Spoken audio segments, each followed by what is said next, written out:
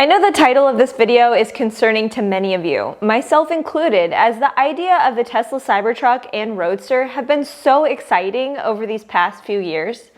Given the state of the world, Tesla's actions, and Elon Musk's own comments regarding these vehicles, I think that there is a very strong chance they will continually push out the release dates of these vehicles.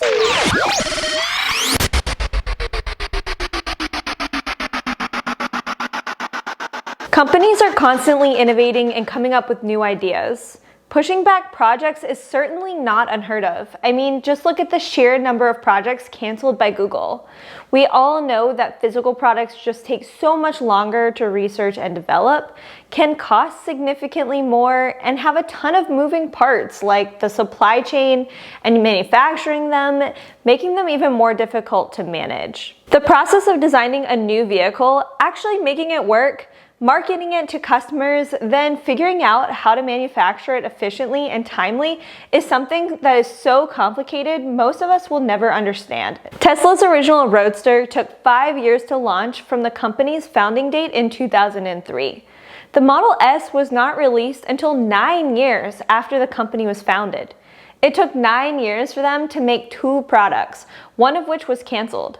So 10 years after running a business and investing tens of millions of dollars, Tesla only had 1 product to sell.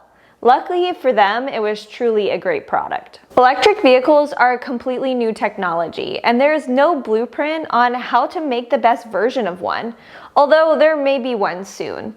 But this is why it takes companies so long to release their new electric vehicles. Back to why I think the Tesla Cybertruck and Roadster will be pushed back. Let's start with what we know on these cars. The Cybertruck was announced in November 19 of 2019, which we all remember was a pretty embarrassing moment for Elon Musk when his virtually impenetrable windows shattered when it was hit by a metal ball. This obviously didn't stop anyone from pre-ordering though, because as of last November, we can see that there are over 3 million Cybertruck orders. Originally, when the Cybertruck was announced, there were 3 options available. The single motor rear-wheel drive model was $39,900 with 200 plus miles of range. The dual motor was all-wheel drive and was $49,900 and had 300 plus miles of range. And then the tri-motor all-wheel drive was $69,900 with 500 plus miles of range. This was also back when full self-driving still only cost $10,000. $40,000 for a Cybertruck sounds insane at this point, considering that the cheapest Tesla you can buy right now is the Model 3 standard range, which starts at $44,990. Now, Tesla has removed all options when pre-ordering a Cybertruck and just lets you put in a general pre-order for the Cybertruck for the cost of $100, which is fully refundable. There is also no mention of when to expect delivery on the Cybertruck on its page, which is a smart move by Tesla, by the way, because then they don't even have to push it back. I think it is clear to everyone that the original prices and range estimates for the Cybertruck are completely out the window at this point. This past week, Rivian attempted to raise prices on customers who pre-ordered the R1T almost 20% from $67,000 to around $80,000. This was met with backlash from customers, and Rivian quickly backtracked to the original price.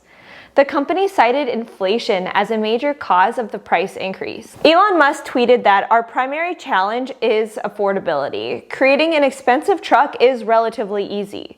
If it is extremely hard to do so for Tesla, despite our much greater economies of scale and better technology, then it is damn near impossible for others. This was obviously in response to the Rivian pricing debacle, but it gives you a good insight into Elon's thinking around the Cybertruck.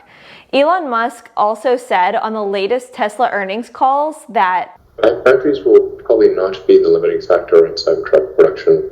There's a lot of new technology in the Cybertruck that will take some time to work through. And then there's a question of like, what's the average cost of a Cybertruck and to what degree is that affordable? And then he continued on to say, you know, you can make something infinitely desirable, but if it's not affordable, that will constrain people's ability to buy it because they simply don't have the money. I worry more about like how do we make the Cybertruck affordable, despite having awesome technology. It's no secret that the Cybertruck has been having issues with manufacturing. It seems like the cost to make it has been much higher than Tesla originally thought. I'm guessing that bulletproof glass is relatively expensive. I feel like at this point Tesla could probably release the Cybertruck, but the price would be close to $100,000 to $120,000 rather than the initial $40,000 to $70,000. To me, I think the value is there for Tesla to actually release the Cybertruck around $80,000 to $100,000, especially if the range was in the 400 to 500 mile range. Currently, Tesla charges $105,000 for the base Model X. In my opinion, this is overpriced. That is $46,000 more than the Model Y. The driving experience between the Model X and the Model Y are not all that different, and the range is only 3 miles longer on the Model X. I think that the value offered by the Cybertruck is more than what is currently offered by the Model X because of its unique design, tremendous range, and its overall usefulness as a truck. I think that Tesla would be justified if they wanted to charge an amount closer to the price of the Model X, but it's clear that isn't what they wanted to do. They want more Cybertrucks on the road at a lower price, which is much harder to achieve. Maybe it would be smarter to release an expensive quad-motor Cybertruck option for around $100,000 and then work on getting the lower trim options down to closer to $70,000 or $80,000. Now onto the Tesla Roadster. Tesla has also made changes to the Roadster's page on their website. They no longer offer the Founders Edition, which I imagine means they're sold out of the 1,000 that were initially available. More importantly, they have removed the pricing completely.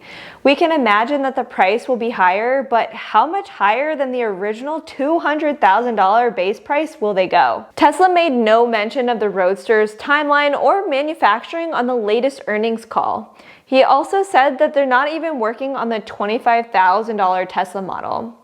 Elon said that they have too much on their plate at this time and that people are asking the wrong question when they bring up other models Tesla was said to be working on, and that we should be asking about full self-driving. On this call, Elon Musk stated that he would be shocked if full self-driving better than a human did not come out this year in 2022. Elon has been known to make bold claims, but it's getting more obvious that Tesla is getting closer to cracking the code of full self-driving. I think that the reason we haven't seen the Cybertruck and Roadster is because of the focus on full self-driving. From a business perspective, selling physical products like the Cybertruck and Roadster is a lot more expensive and less profitable than selling software like full self-driving. Whenever asked about another model on the call, Elon immediately reverted to talking about full self-driving instead. Yeah, I mean, it was apparent from the questions that the gravity of full self-driving is not fully appreciated.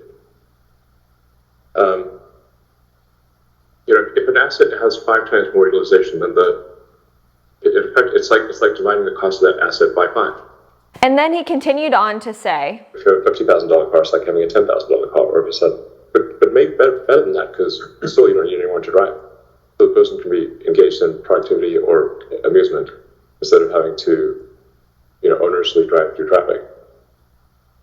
So it's probably better than 5 times.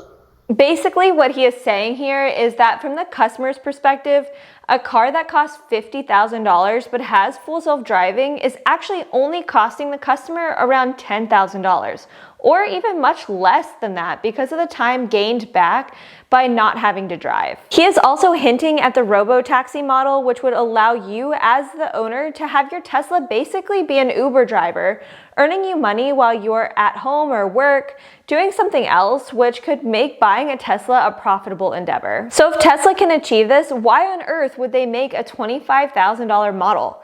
If you can buy a Model 3 for $50,000 and then have it Uber others around for a few hours a day and make back, let's say, $10,000 to $20,000 a year, then you essentially have just bought your Tesla for free, and you'll be making a profit soon. You may even buy 2 or 3 more Model 3s.